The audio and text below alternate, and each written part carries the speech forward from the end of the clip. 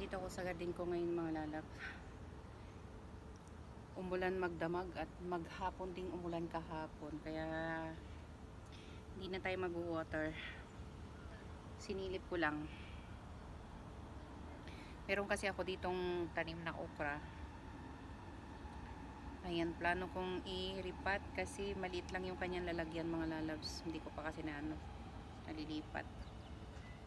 Ang ating bagong tanim na kangkong mga lalabs, oh. Sobrang laguna niya. Ang dami niya, oh. At ito naman yung dati mga lalabs, diba?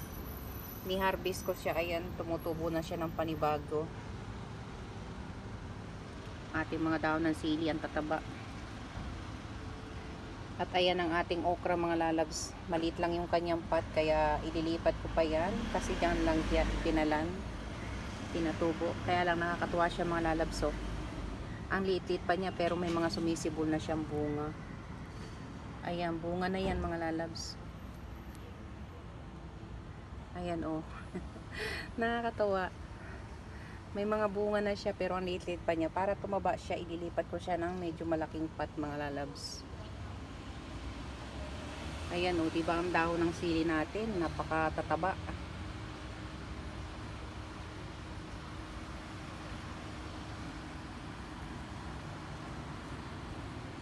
Nakakatuwa lang pag nakikita mo yung mga tanim mo mga lalabs, yung mga iyong pinaglilibangan dito sa loob ng bahay.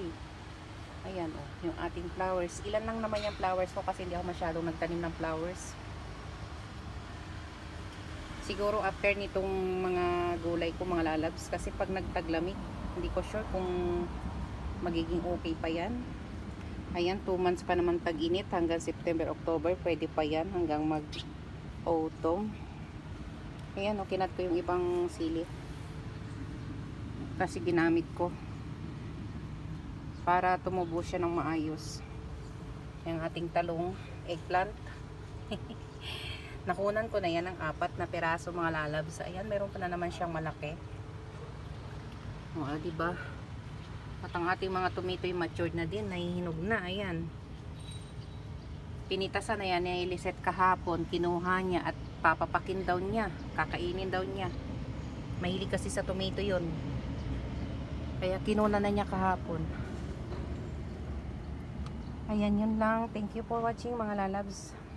Update lang ako at nag-check ng aking halaman. Ayan, di pa ako nakakabili kasi ng maliit na paso kaya, ng malaking paso kaya hindi pa siya nailipat.